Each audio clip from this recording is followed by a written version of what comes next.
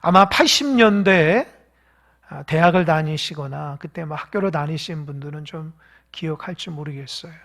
여러분, 그룹 중에 들국화라는 그룹이 있어요. 아십니까?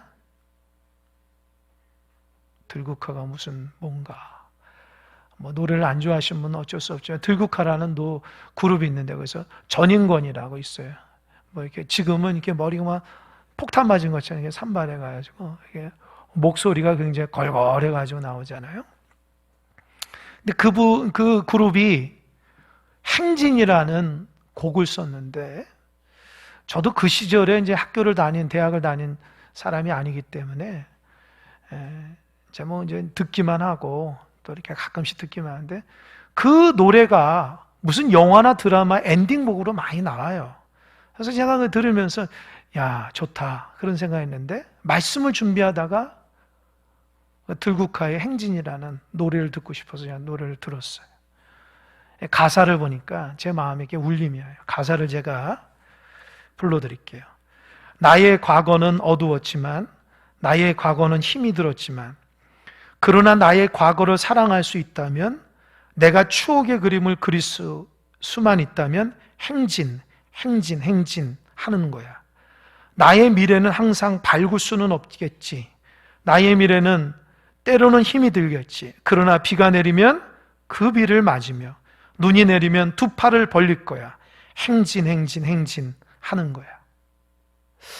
이 노래의 가사를 보면 현실이 힘들고 어렵다는 거야. 너무 어둡고 힘이 들어서 포기하고 싶은. 그러나 멈추지 않고 조금이라도 나아가자.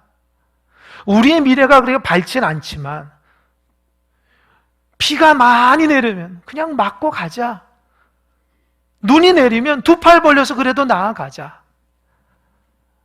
참 이 가사를 보면 마음에 신앙적인 가사 같다는 생각이 들어요. 물론 이 노래가 80년대 참 어둡고 힘든 세대를 우리가 지나왔잖아요. 그 세대의 어둡고 힘든 시절을 상징하는 것인지, 아니면 개인적인 힘든 문제가 있어서 이 노래를 쓴지는 모르지만, 이 가사를 통해서 이 듣는 사람들은 그렇지, 넘어지면 안 되지. 넘어졌더라도 일어나서 한번 나아가는 거야. 비가 오면 맞고 가지. 눈이 오더라도 두 팔 벌려서 힘차게 나아가자. 그런 삶을 살고자 다짐하는 노래 같아요. 여러분, 세상에 성공하는 사람도 다 이런 사람입니다. 힘들고 어려운 문제가 없는 사람 있나요? 다 있습니다. 어떤 사람에게는 문제가 아닌 것을 어떤 사람은 굉장히 큰 문제가 생길 수도 있고, 그래 느낄 수도 있어요. 신앙생활하면서 다 축복받는 줄 알았더니만 어려움이 겹겹이 오는 사람도 있다고요. 근데 중요한 건 어떻게 해요? 그 문제를 이겨내는 게 중요하죠.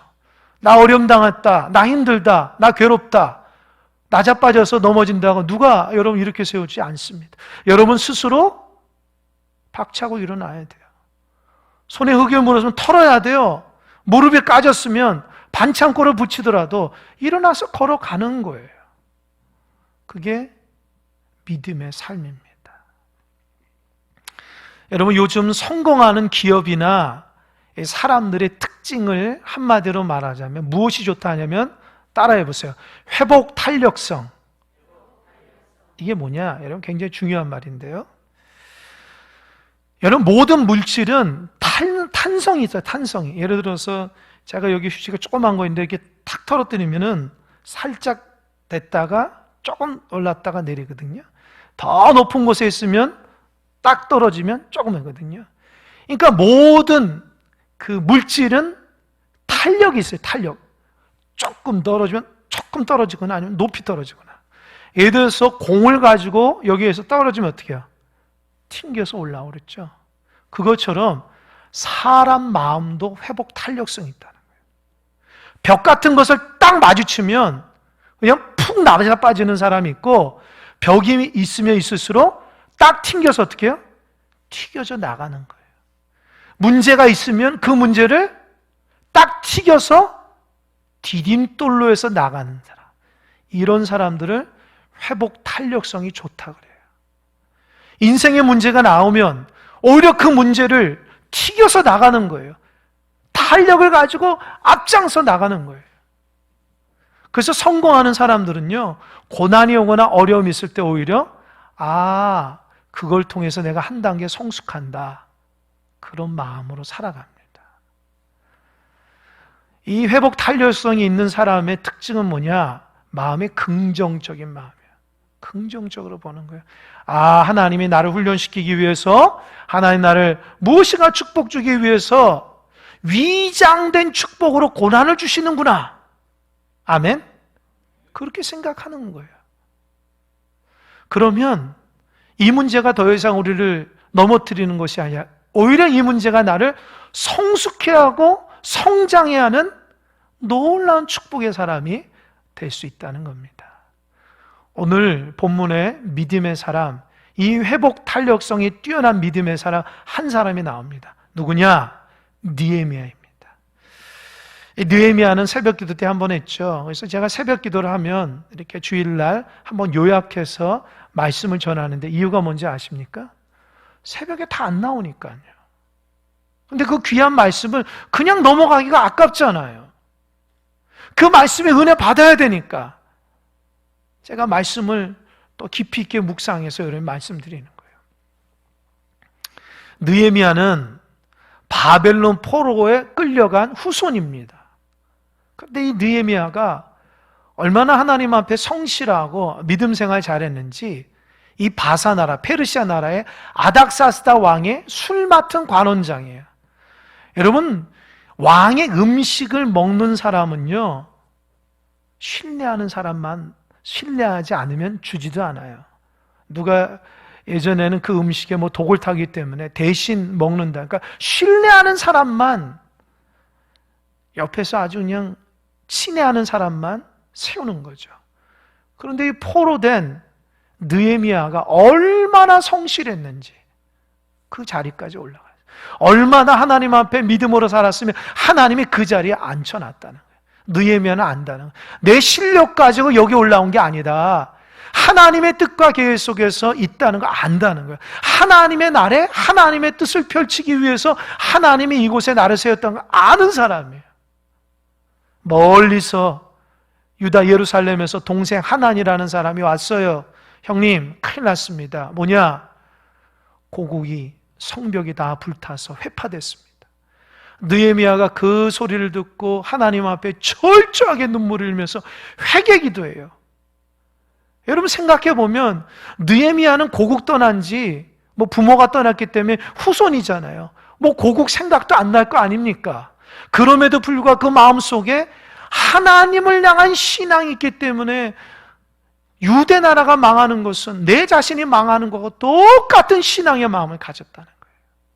이기적인 생각은 고국이 어떻게든지 나는 여기서 허요식하며 잘 살면 되지, 그런 생각 가질 텐데 그러지 않았다는 거예요. 나의 형제자매가 죽어가는 건 내가 죽어가는 것 같고, 우리나라가 고통받는 것은 내가 여기 있지만 고통받는 것 똑같다 그래서 하나님 앞에 기도하는데, 문제는 느헤미야가 유대 백성의 죄를 끌어안고 자기 문제처럼 기도했다는 거예요. 여러분 얼마나 대단합니까? 우리는 남 지적하는 거 익숙하잖아요.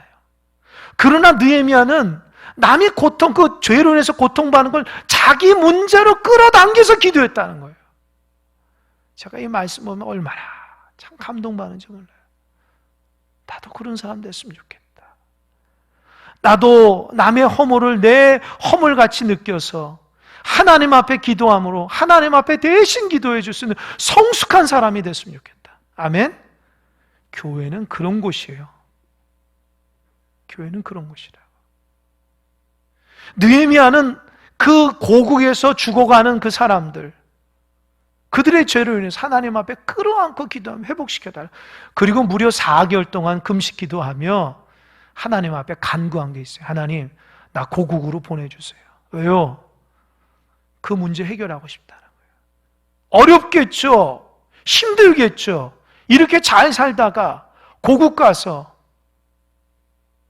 정말 처음부터 맨 땅에 헤딩항인데 얼마나 힘들겠어요. 그러나 느헤미야는 하나님을 믿었습니다. 하나님이 힘주시고 하나님 능력 주시면 다시 한번 선민의 그 놀라운 축복의 역사가 있을 줄 믿고 4개월 동안 기도했더니 하나님께 열어주셨어요. 그 당시 아닥사스다 왕이 느헤미야에게 너 갔다 와라 그런 거예요. 이게 하나님의 역사예요. 여러분, 기도하면 사람 마음이 움직입니다. 믿으십니까? 여러분이 사람 마음 움직이려 하지 마시고 기도하세요. 기도하면 강팍한 사람도 눈 녹듯이 녹아지는 역사가 있습니다. 내가 하려고 하니까 안 되는 거죠. 느헤미야는 그 절대 왕권이 있었던 아닥사스다 마음을 어떻게 하면 움직여? 기도했더니만 하나님께서 아닥사스다의 마음에 너 고국으로 가야.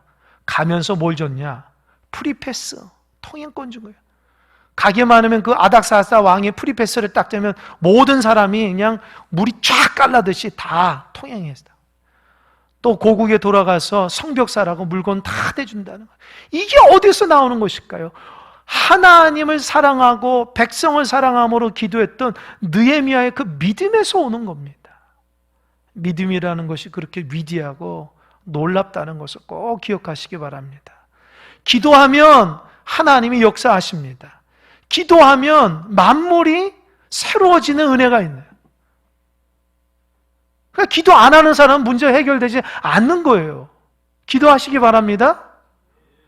기도하면 문제가 해결되는데 왜 기도하지 않아요? 그 문제 해결하고 싶지 않아요? 기도해 보세요. 하나님의 역사가 있다는 거죠. 느헤미야는 기도하니까 하나님의 영광 가운데 문제가 해결됐어요. 고국으로 갔습니다. 가가지고 느헤미야가 첫 번째 한 게 뭔지 아십니까?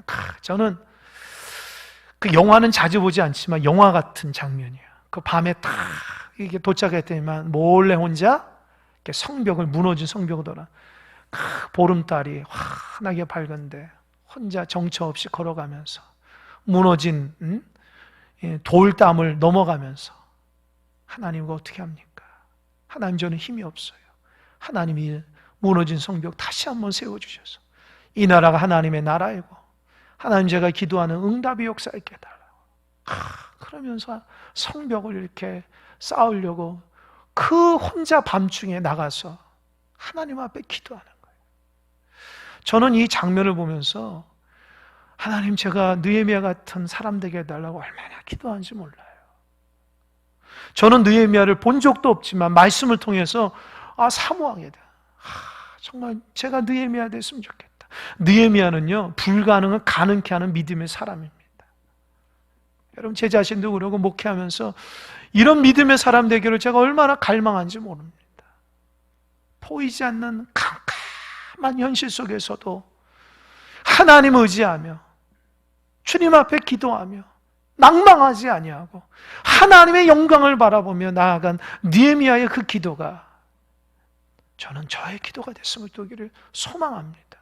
그래서 하나님의 그 기도에 응답하셔서 변화의 물결이 일어나고 성벽이 세워지고 교회가 든든히 서가고 믿음의 사람이 한 사람 한 사람 세워지는 그런 역사가 있기를 저는 소망하며 기도했습니다. 우리 모두 다 믿음의 사람이 돼야 돼요. 느헤미야 같은 사람이 돼야 됩니다.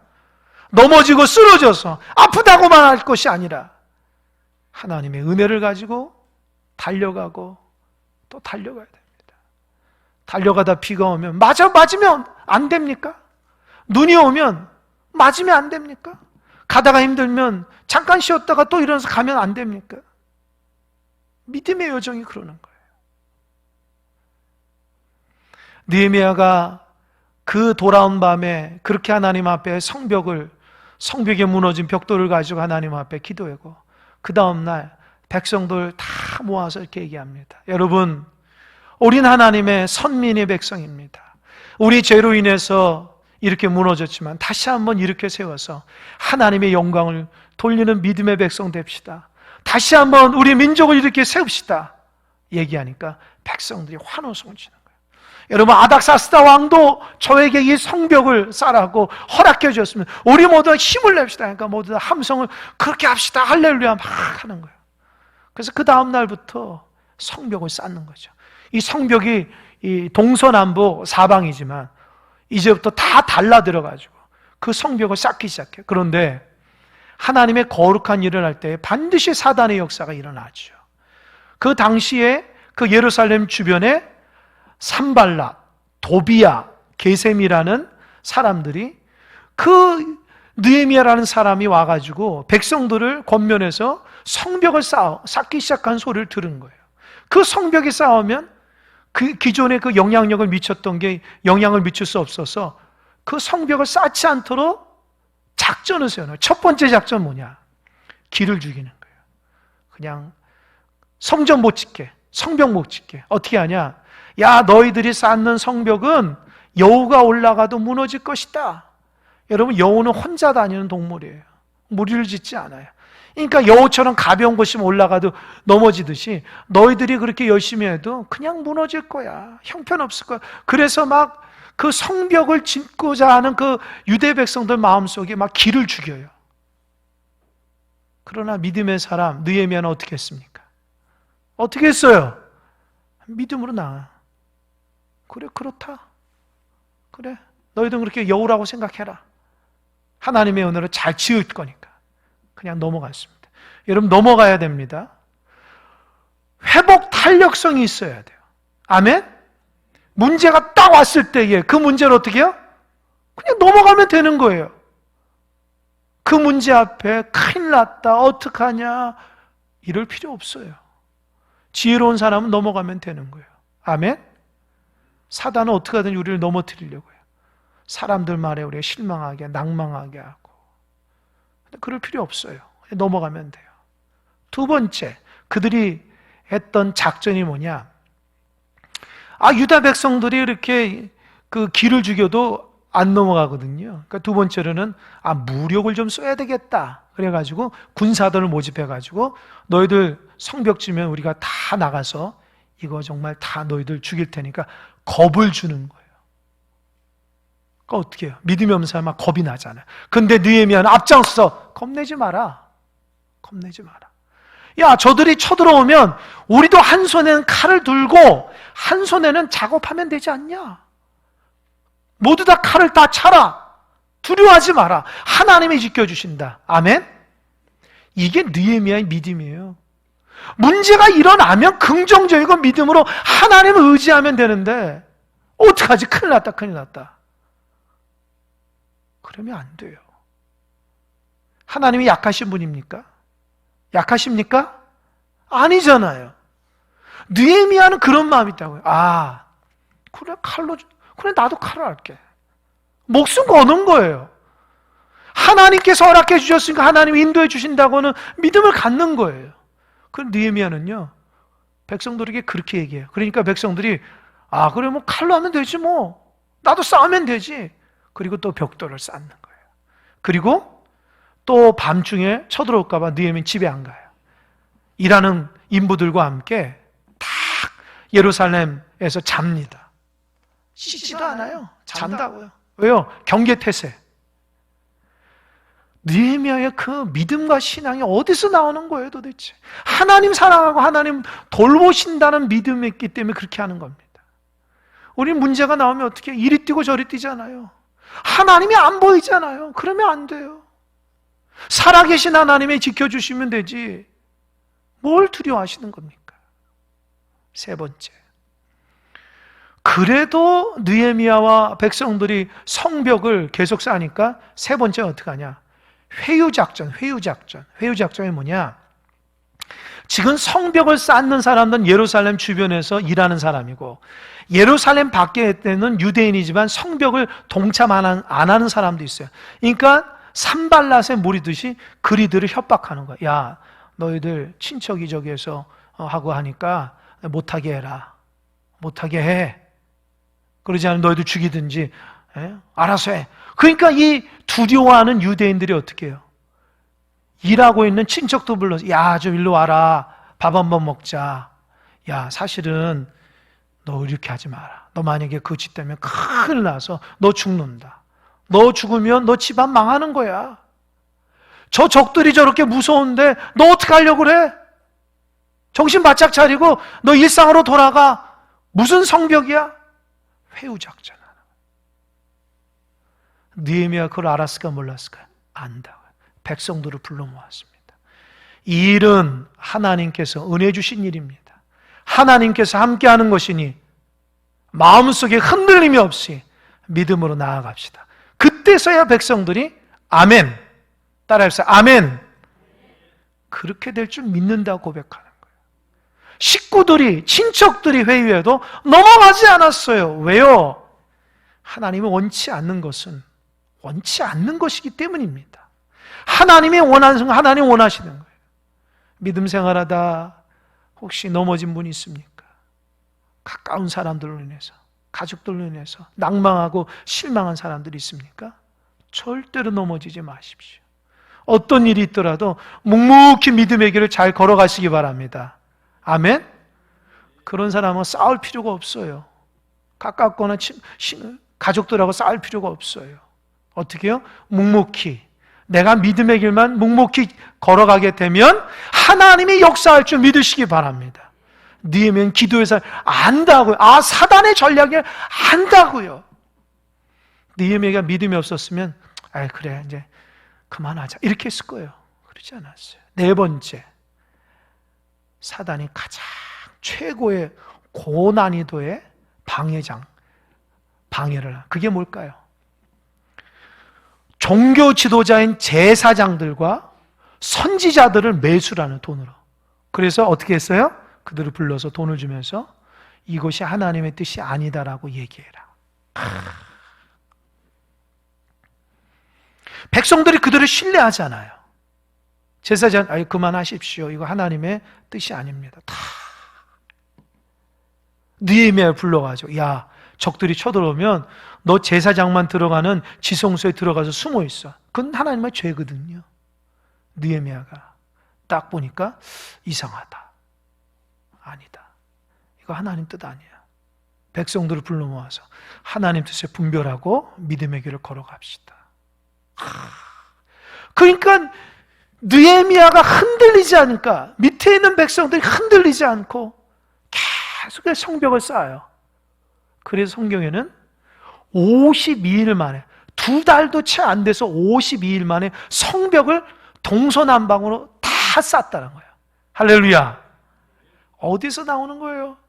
느헤미야의 믿음에서 나왔을 거예요. 느헤미야가 믿음이 없었으면 넘어지고 쓰러지고 아마 죽었을 수도 있어요. 그러나 그는 하나님 앞에 기도하는 사람이었기 때문에, 하나님 뜻을 분별했기 때문에 절대 넘어지지 않고 믿음의 행진을 계속해서 나아갔다는 거예요. 그리고 느헤미야는 여기서 멈추지 않았어요. 저는 이 부분이 느헤미야가 정말 멋진 사람이에요. 그냥 뭐 하나 했다고 안정하지 않아요. 더 하나님의 큰 역사를 위해서 믿음으로 달려가는 거예요. 어떻게 했냐? 사람들을 다 불러놓고 예루살렘에서 살아갈 사람을 10분의 1을 제비 뽑아 한다고요. 그동안 사람들이 고국에서 돌아왔지만, 포로에서 고국으로 돌아왔지만 예루살렘에 살지 않았다는 것은 적들이 너무 두려웠기 때문에 무서워서 못 살았던 거예요. 그러니까 느헤미야는 하나님께 맡기고 살자. 뭐가 두렵냐. 그래서 제비 뽑지 않으니까 사람들이 그렇게 하자는 거예요. 예전엔 두려워서 하지 않았는데 그 제비 뽑읍시다. 하나님의 은혜를. 그리고 놀라운 것은 자원하는 사람이 많았다는 거예요. 할렐루야. 자원이 뭡니까? 하나님, 내가 그렇게 하겠습니다. 여러분, 하나님은 자원하는 사람을 좋아하세요? 아멘? 저도 그래요. 시켜서 하는 건 누구든지 다 할 수 있지만 자원하면은 특별한 사람들이에요. 여러분, 교회의 모든 일은 자원하는 마음으로 하시기 바랍니다. 아멘? 그래야지 복을 받아요. 억지로 하면 복도 못 받아요. 제가 그동안 사역하면서 그동안 여러 교회를 거치면서 참 제가 감사했던 건 이유가 뭔지 아세요?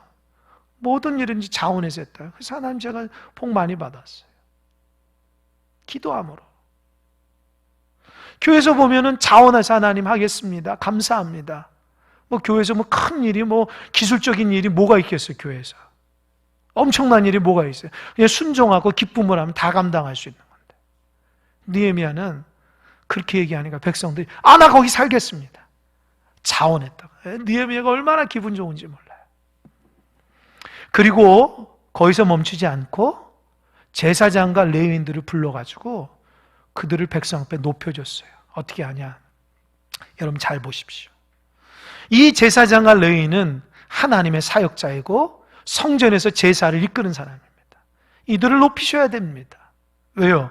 그래야지 백성들이 온전한 제사를 할 수 있기 때문입니다. 유대 백성들이 신앙이 파괴된 이유가 뭘까요? 하나님 앞에 제사하고 예배하지 않았기 때문이에요. 예배하고 제사하는 제사장과 레위인들을 귀하게 여기지 않았기 때문입니다. 제사장과 레위인들 자기 스스로도 소명의식을 잊어버렸기 때문에 하나님 앞에 올바로 하지 못했다는 거예요. 느헤미야는 앞으로 이 백성들이 성정 중심의 삶을 살기 위해서는 기름 부은 믿음의 백성들, 제사장과 레위인들에게 영적 권위를 높여주고 그들의 소명의식과 백성들이 그들과 함께 믿음의 길을 걸어가도록 그들을 높여줬다는 거예요. 참 이 부분이 얼마나 지혜로운지 몰라요.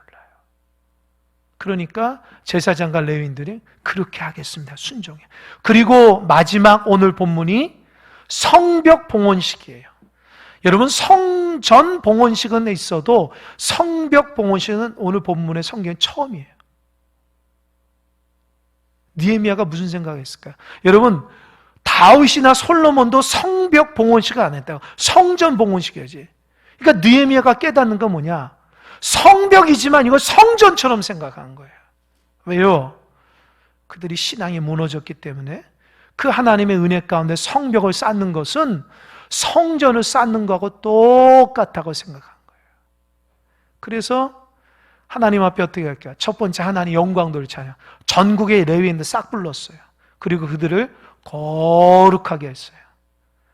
뭐 목욕을 했는지 뭘 했는지 기름을 발랐는지 모르겠지만 또 그들뿐만 아니라 함께 봉헌식에 참석하는 백성들과 성문과 성벽까지 기름을 싹 발라가지고 하나님의 거룩함을 두고 이제 백성들과 함께 이 성벽에 오릅니다. 이 성벽이 아마 넓은 것 같아요. 여러분 뭐 산에 이렇게 올라가다 보면 성벽이 있으면 성벽이 이렇게 타고 이렇게 쭉 올라가잖아요. 그것처럼 성벽을 이렇게 쌓은 것 같아요.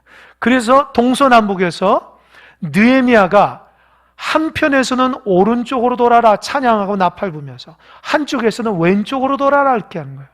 그리고 한편에서는 느헤미야가 앞장서서 찬양하며 가고 또 한편에서는 에스라가 찬양하며 왼쪽으로 돌아서 어디서 만날까요? 성전에서 만나요. 저는 이 부분이 너무 말씀을 감동하다가 묵상하다 감동이 밀려와요. 생각해 보세요. 성벽을 오르고 그 한 몇백 미터 되거든요. 몇백 뭐 1km 정도 될까 모르겠어요. 하여튼 쭉 걸어가는데 생각해. 여러분이 성벽 봉헌식에 참석한 사람들, 앞에서 믿음의 지도자들이 하나님을 찬양하고 레위인들이 찬양하고 나팔을 부면서 할렐루야 찬양하며 하나님 모든 은혜라고 했을 때에 그 성벽을 받는 백성들 생각에 눈물이 안 났겠어요? 바벨론 포로에서 돌아와서 힘들고 어렵지만 그러나 성벽이 무너졌는데 다시금 느헤미야의 믿음의 사람과 함께 수많은 적들과 어렵고 힘든 가운데 고난을 믿음으로 이겨내고 그것을 한 장 한 장 쌓아가지고 이 성벽을 만들었는데 그 사람들이 걸어다니면서 밟으면서 이거 내가 눈물 흘려 내가 적들의 고난에도 지켜낸 거야. 그 성벽을 만지면서 얼마나 눈물을 흘리면서 하나님 앞에 감사하면서 행진했겠습니까? 제가 이 마음이 드는 거예요. 우리 교회도 한 30년 됐는데 이 성전 진 거 한 20년 됐는지 모르겠어요. 이 성전 질 때에 이 땅바닥에서 땅을 파고 거기에서 이 골재가 올라가고 이 벽돌이 올라가면서 쌓는 것을 처음부터 끝까지 보신 분들은 여기에서 예배하는 것이 얼마나 감격인지를 안다고요. 그걸 못 보신 분들은 그 은혜와 감격이 덜하겠죠. 지금 성전 봉헌식에, 성벽 봉헌식에 있었던 사람들은 목숨을 걸고 하나님 앞에 성벽을 쌓던 사람들이라. 눈물이 안 나겠어요? 어렵고 힘들어도 하나님이 도우셨다는 믿음의 고백이 안 생기겠냐고. 그러면서 앞으로 하나님, 어렵고 힘들어도 오직 주님의 은혜만 붙들고 살겠습니다. 오직 어려움이 있더라도 넘어지지 않고 살겠습니다. 비가 오면 비를 맞고 눈이 내리면 두 팔 벌려서 어둡고 힘든 그 현실에서도 행진하며 전진하며 오직 하나님의 영광에 달려가겠습니다. 감동 아닙니까? 여러분 신앙이 그런 거예요. 넘어진 자 있습니까? 뭐 때문에 넘어졌습니까? 욕심 부리다 넘어졌어요? 사람 때문에 넘어졌어요? 뭐 때문에 넘어졌습니까? 하나님이 이렇게 응답하지 않다고 원망하십니까? 하나님 뜻이 뭡니까? 신앙이 연초에 가졌던 믿음의 신앙은 온데간데였고 점점 더 약해지고 점점 더 연약해지고 하나님은 온데간데였고 하나님 사랑하는 마음이 아니라 그런 마음 없이 신앙생활 하십니까? 외적인 축복만 하나님께 바라면서 하나님께 나아가는 것이 신앙입니까? 하나님 뜻은 분별 못합니까? 여러분 정말 하나님 사랑하고 교회를 사랑하십니까? 힘들어도 믿음의 행진을 나아가시기 바랍니다. 아멘.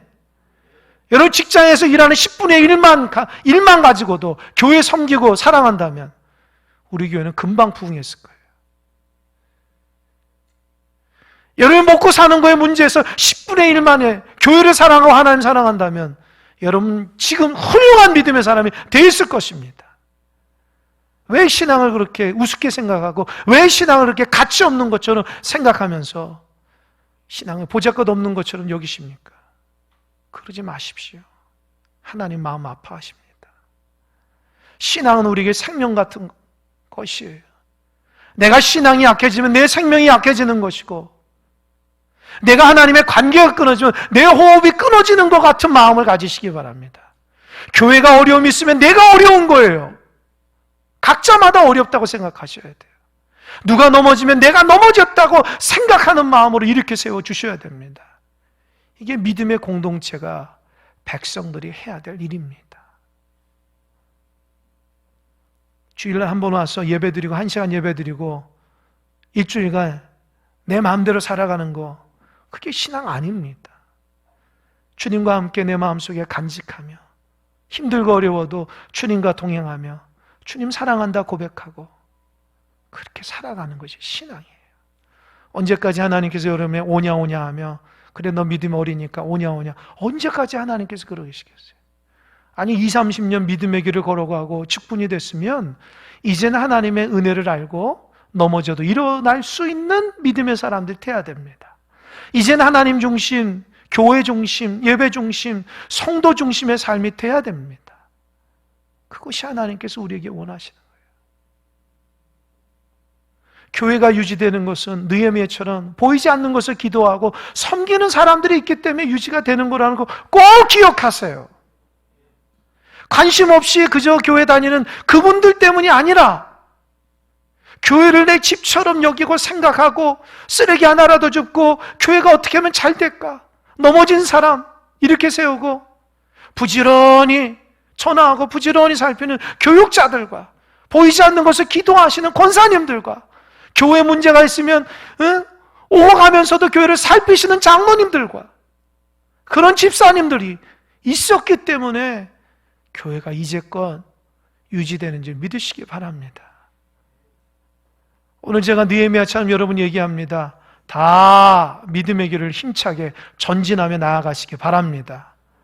어려움을 이겨내시고 하나님 바라보며 행진할 때에 얼마 남지 않았어요. 기쁨의 찬양을 드리며 하나님 앞에 영광 돌리며 은혜 가운데 나아가는 것입니다. 제발 세상적인 생각을 가지고 신앙생활 아니라 믿음으로써 하나님 앞에 고백하는 여러분 되시기 바랍니다. 기도하겠습니다.